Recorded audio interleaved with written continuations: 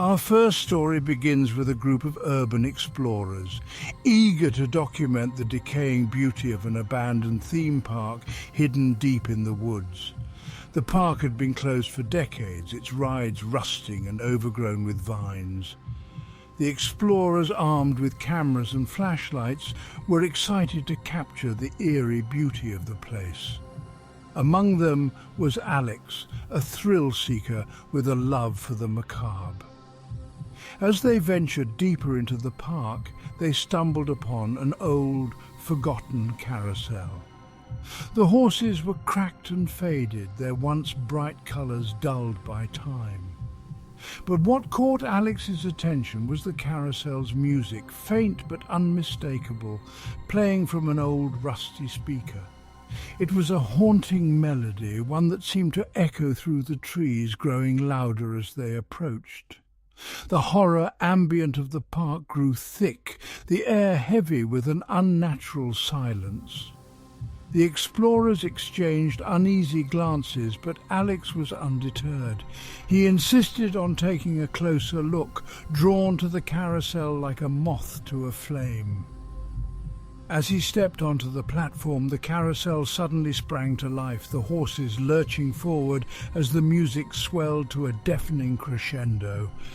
Panic set in as the others tried to pull Alex away, but it was as if the carousel had taken hold of him. His eyes glazed over, and he began to laugh, a sound that chilled the others to the bone. The carousel spun faster and faster, the horses' heads turning to watch them with cold, unblinking eyes. The horror ambient thickened, and the air grew colder as if the carousel was drawing the life out of the very atmosphere. In a desperate attempt to save Alex, one of the explorers, Jess, grabbed his arm. But the moment she touched him, a shock of cold ran through her body, freezing her in place. The others watched in horror as Jess's hand turned white and frostbitten, her breath visible in the frigid air. The carousel was consuming them, feeding on their fear and despair. The last thing they saw before the darkness consumed them was the carousel's horses, their eyes glowing with a cold, malevolent light. The next morning the carousel was still, the music silent. The explorers were never seen again, their cameras left behind, the footage capturing only the faint echo of the carousel's haunting melody. The park remains abandoned, a place where no one dares to venture. Those who pass by at night claim they can hear the faint sound of carousel music drifting through the trees, a chilling reminder of the fate that awaits those who disturb the park's forgotten secrets.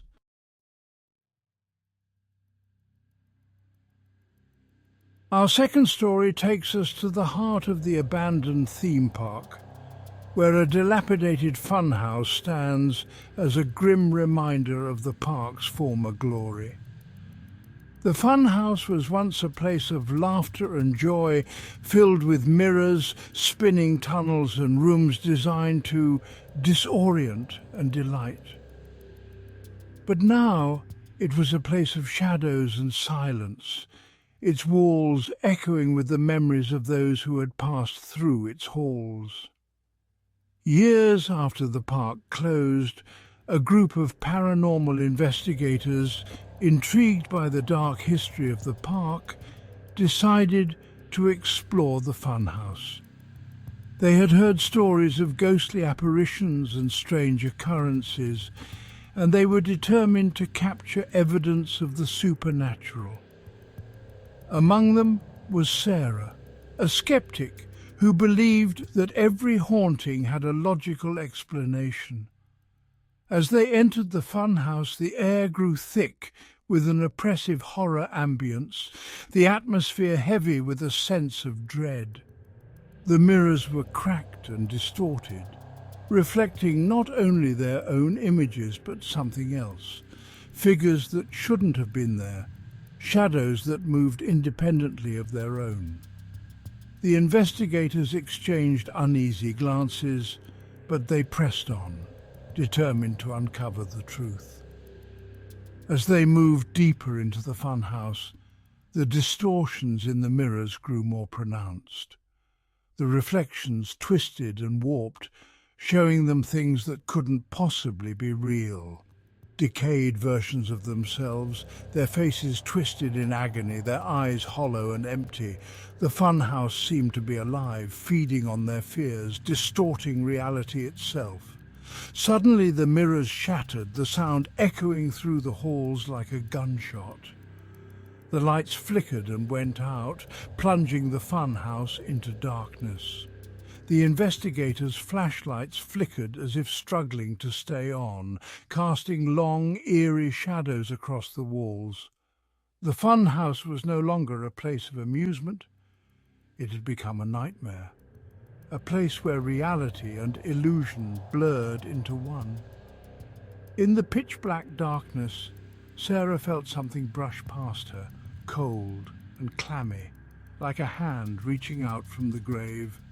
She spun around, her flashlight catching a glimpse of something moving in the shadows, figures, twisted and deformed, crawling toward them. Panic set in as the investigators tried to find their way out, but the funhouse had become a labyrinth, its halls shifting and changing, leading them deeper into the darkness. The last thing Sarah saw before the darkness swallowed her was her own reflection in a cracked mirror, her face pale and gaunt, her eyes filled with terror. The funhouse had claimed another set of victims, their screams lost in the echoing halls. The investigators were never seen again, their equipment left behind, recording only the faint sound of footsteps and distant laughter. The funhouse remained standing, a place of fear and despair. Those who dare to enter report seeing strange figures in the mirrors, reflections that aren't their own, and hearing the sound of distant laughter that sends chills down their spine. The funhouse is a place where reality bends, and where the line between the living and the dead is dangerously thin.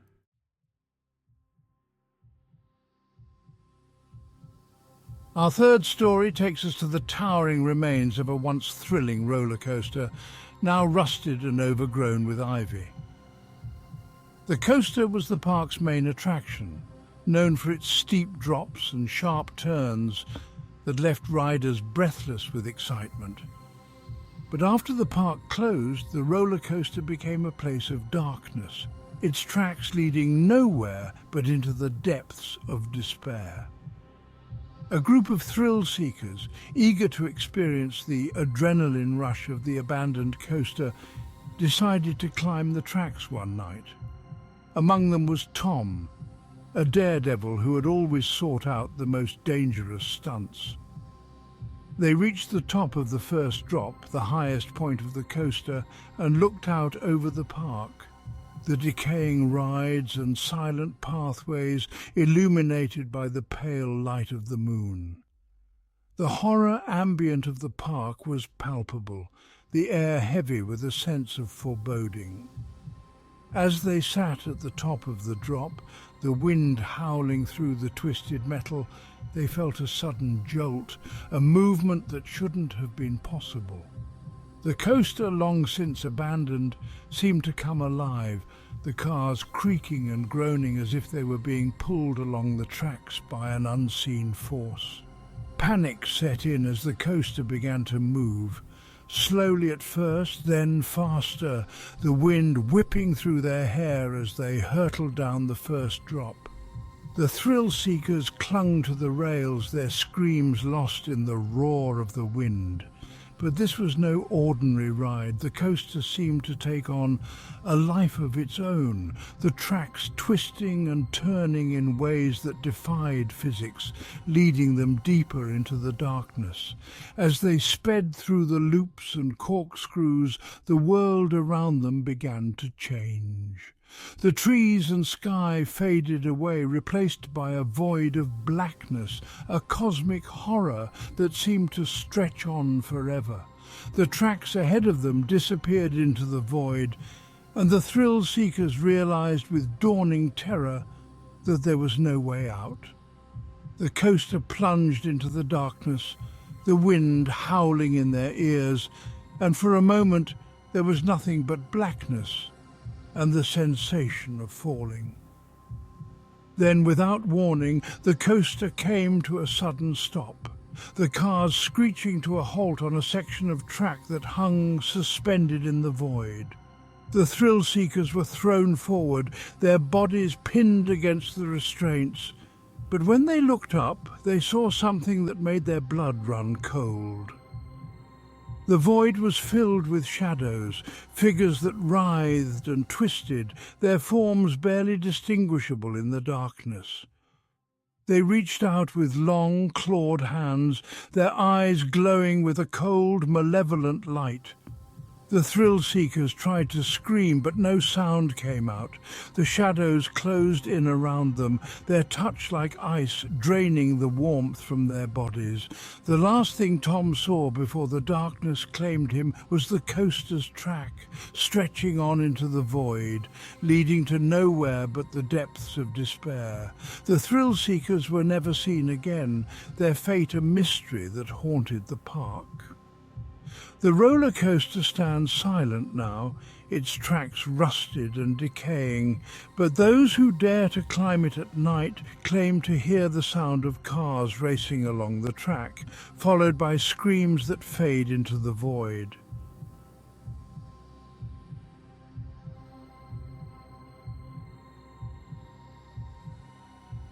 Our fourth story takes us to the towering Ferris wheel that once offered breathtaking views of the entire park.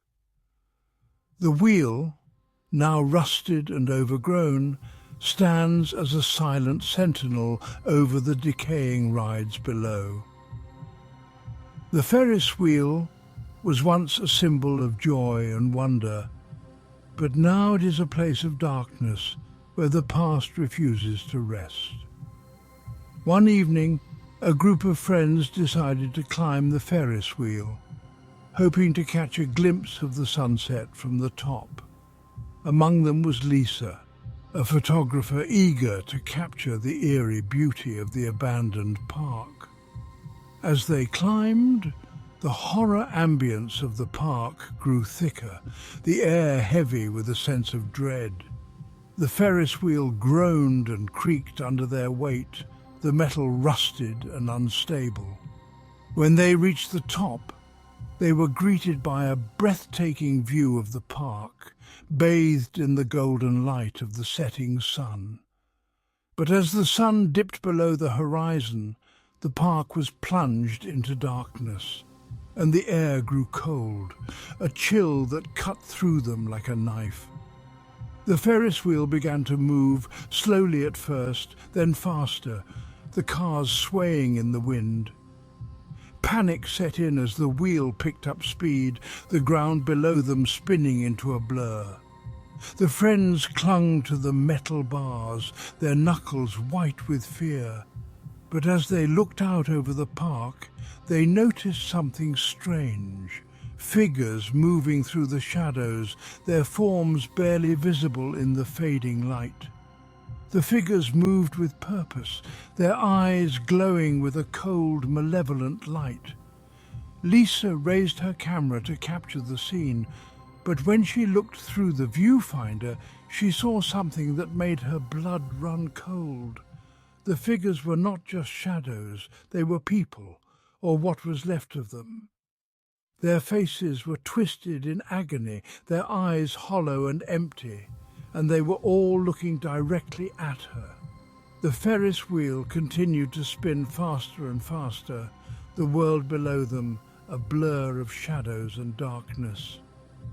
The figures moved closer, their forms becoming more distinct, and Lisa realized with growing horror that they were the spirits of those who had died in the park, trapped in a never-ending cycle of despair. The last thing Lisa saw before the darkness claimed her was the face of one of the figures, twisted in a grin of pure malice. The Ferris wheel ground to a halt the next morning, the cars empty, the friends gone. The park remains abandoned, a place where the past lingers, and where the line between the living and the dead is dangerously thin.